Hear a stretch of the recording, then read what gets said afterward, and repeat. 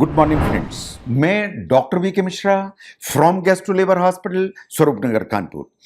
आज मैं फिर बात करूंगा ओवेरियन सिस्ट के एक दूसरे एंगल के बारे में। जो ओवेरियन सिस्ट है वो वास्तव में चाइल्ड बियरिंग एज की जो फीमेल्स हैं उनके लिए कॉमन प्रॉब्लम है। ये यंग फीमेल्स हैं, उनकी ये कॉमन प्रॉब्लम्स हैं कि आपने अल्ट्रासाउंड कराया और उसमें ओवेरियन सिस्ट निकल गई। तो ओवेरियन सिस्ट के बारे में कुछ अलग बात करूंगा, उसके सिम्टम्स के बारे में बात करूंगा, इन किन इन्वेस्टिगेशन की जरूरत है उनके बारे में बात करूंगा। तो ओवेरियन सिस्ट क्या सिम्टम लेके आ सकती हैं? अगर हम साइंस की नजर से देखें तो साइंस ऐसा कहती है कि most of the time ovarian cyst कोई सिम्टम नहीं करती है। वो जस्ट आपने अल्ट्रासाउंड कराया तो उसमें सामने आ जाती है, अदरवाइज ये बिल्कुल एसिम्टोमेटिक होती है। नो सिम्टम्स अगर आते हैं तो क्या आएंगे? जो सिम्टम्स आएंगे कि कभी कभी मेंस्ट्रुएशन या इंटरकोर्स के दौरान पेन हो सकता है।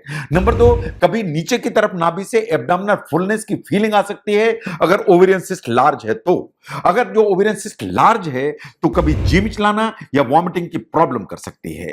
कभी ओवेरियन सिस्ट अनयूजुअल ब्लीडिंग कराने की ताकत रखती है। ओवेरियन सिस्ट कभी वेट गेन करा सकती है। यह बात सही है कि अगर ओवेरियन सिस्ट लार्ज है तो वो ब्लैडर या यूरिनरी ब्लैडर के ऊपर प्रेशर देती है। तो कभी ऐसा लगता है कि यूरिन करने में थोड़ी सी प्रॉब्लम हो रही है। कभी जो ओवेरियन सिस्ट वो ब्रेस्ट पेन कर सकती है। इन कभी पेन कर सकती है नाभि से नीचे पेल्विक एरिया में, लोअर बैक में यानी कमर में, इन कभी थाई में भी पेन कर सकते हैं। लेकिन these are common symptoms in जो आपको परेशान नहीं करते। लेकिन अगर कुछ इस तरह के सिम्टम्स आ रहे हैं जो मैं आपके सामने रखने वाला हूं, इन्हें कहते हैं वार्निंग सिम्टम्स। अगर ये वार्निंग सिम्टम्स या साइंस आए तो आपको डॉक्टर को दिखाने की जरूरत है। अगर पेन एक्सक्रूसिएटिंग आ जाए, बिल्कुल बर्दाश्त के बाहर का दर्द आ जाए, इसका मतलब इमरजेंसी है, आपको डॉक्टर को दिखाने की जरूरत है। आपको लगे कि इसके साथ चक्कर आ रहे हैं, आप फेंट हो रहे हैं, आपको अपने डॉक्टर को दिखाने की जरूरत है। आपको लगता है कि आपको एक्सट्रीम वीकनेस है, डिजीनेस आ रही है, आपको अपने डॉक्टर को तुरंत दिखाने की जरूरत है। आपको लगता है कि रैपिड ब्रीदिंग है या सांस तेज चल रही है, आपको अपने डॉक्टर को दिखाने की जरूरत है। इन ऐसा पेट का दर्द जिसके साथ में वॉमिटिंग भी आ रही है, बुखार भी आ रहा है, सब आ रहा है, आप अपने डॉक्टर को तुरंत दिखाइए। ये वार्निंग साइंस हैं ओवेरियन सिस्ट के साथ में जो आपको नजरअंदाज नहीं करना चाहिए।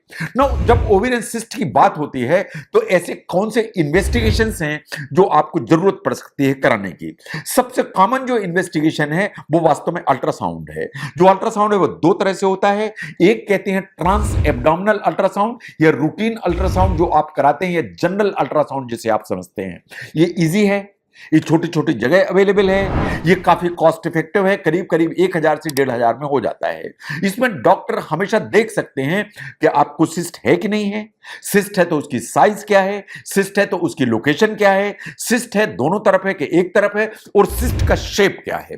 ये बात बिल्कुल सही है कि वो ये वॉच कर सकते हैं कि उसमें जो फ्लूइड भरा हुआ है वो वास्तव में फ्लूइड है या कोई सॉलिड टिश्यू भी तो नहीं है, या दोनों है। कभी कभार वो डिफरेंशिएट भी कर सकते हैं कि कहीं इसमें कोई इंफेक्शन, पस या ब्लड तो नहीं है। Now the second one is the transvaginal ultrasound. जो ट्रांसवेजाइनल अल्ट्रासाउंड है वो ट्रांस एब्डोमिनल अल्ट्रासाउंड से बेटर है ओवेरियन सिस्ट के असेसमेंट के लिए। इसमें डॉक्टर जो है ना आपके वेजाइना में एक प्रोब इंसर्ट करते हैं ताकि जो ओवेरियन सिस्ट है उसको बिल्कुल क्लोजली देखा जा सके, बहुत नजदीक से देखा जा सके, जिससे जो सिस्ट है और ज्यादा डिटेल में एग्जामिन की जा सकती है। नाउ कभी कभार जो उस तरह की ओवेरियन सिस्ट होती हैं उनमें लेप्रोस्कोपी की जरूरत पड़ती है। जो लेप्रोस्कोपी जो की जाती है एक्चुअली ये सर्जिकल प्रोसीजर है। ये जो ना एब्डोमेन में डॉक्टर कुछ लेप्रोस्कोप करके इंस्ट्रूमेंट जो है ना वो इंसर्ट करते हैं जिनके टिप पर कैमरा लगा होता है ताकि अंदर के जितने स्ट्रक्चर हैं वो बिल्कुल स्क्रीन पे दिखाई देने लगते हैं। इससे स्ट्रक्चर पूरे एग्जामिन किए जाते हैं। ये डॉक्टर को अलाउ करते हैं इन सिस्ट को आइडेंटिफाई करने के लिए। वो उसको देख सकते हैं कि उसकी डिटेल्स क्या हैं, उनकी साइज कितनी है, शेप कैसा है, दोनों तरफ है कि एक तरफ है। ये सिस्ट को रिमूव कर सकते हैं लेप्रोस्कोपी के जरिए। ये सिस्ट की बायोप्सी कर सकते हैं लेप्रोस्कोपी के जरिए। तो लेप्रोस्कोपी जो सर्जरी है ये वास्तव में डायग्नोस्टिक तो होती है, लेकिन ये थेरेपेटिक ऑप्शन भी है जो आपको अवेल करने की जरूरत पड़ जाती है। तो कुछ ब्लड टेस्ट की जरूरत होती है। जो ब्लड टेस्ट में जब मोस्ट कॉमन जो ब्लड टेस्ट कराया जाता है that is serum CA-125 SA। ये वास्तव में एक कैंसर एंटीजन है या कैंसर एंटीजन 125 है। ये ब्लड टेस्ट है इस चीज को रूल आउट करने के लिए कि कहीं ये जो सिस्ट है ये अंडरलाइंग ओवेरियन कैंसर तो नहीं है। लेकिन ये बात सही है कि दूसरी कुछ कंडीशंस होती हैं जैसे एंडोमेट्रियोसिस या यूट्राइन फाइब्रॉइड, इनमें भी कभी कभी CA-125 का जो लेवल है वो ऊपर की तरफ जा सकता है। एंड ऑन द कंट्री कुछ ओवेरियन कैंसर्स भी ऐसे होते हैं कि जिनमें 125 का जो लेवल है वो नीचे रह सकता है क्योंकि ये अभी तक डिटेक्शन के लेवल के ऊपर नहीं गया है। नाउ द सेकंड इज कि आपके डॉक्टर कह सकते हैं कि थोड़े से कुछ हार्मोन लेवल और कराने की जरूरत है, चाहे वो प्रेगनेंसी टेस्ट की बात हो चाहे दूसरे हार्मोन की बात हो। जो हार्मोन्स जो चेक कराए जाते हैं उनमें कभी कभी उन चीजों के लिए चेक कराना पड़ता है जो पीसीओडी कर सकते हैं, जैसे हाइपोथायराइडिज्म है तो कभी थायराइड के टेस्ट कराने की जरूरत पड़ती है। बाकी pregnancy test in other hormone जैसे FSH, LH, प्रोलैक्टिन, इन सबको जो है कराने की जरूरत पड़ जाती है। वो आपके डॉक्टर डिटरमाइन करेंगे कि उनको कराने की जरूरत है कि नहीं है।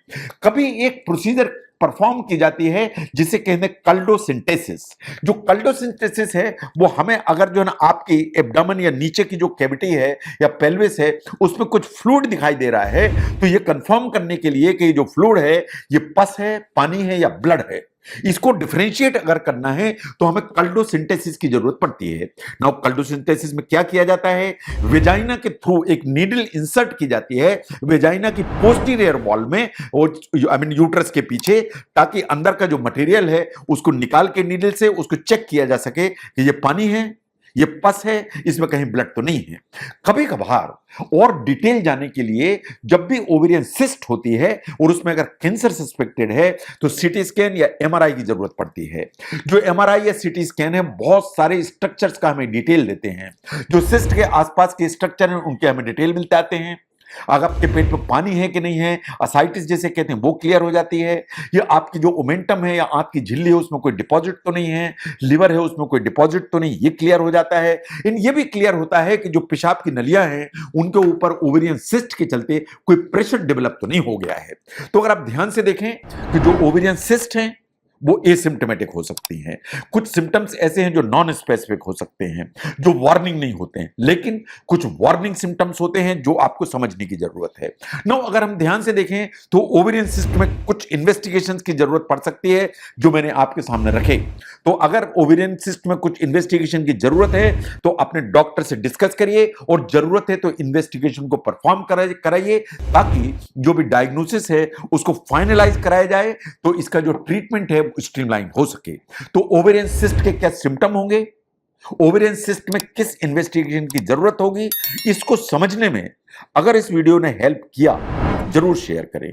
मैं doctor VK Mishra from gastro liver hospital, Swaroop Nagar, Kanpur. Thank you very much.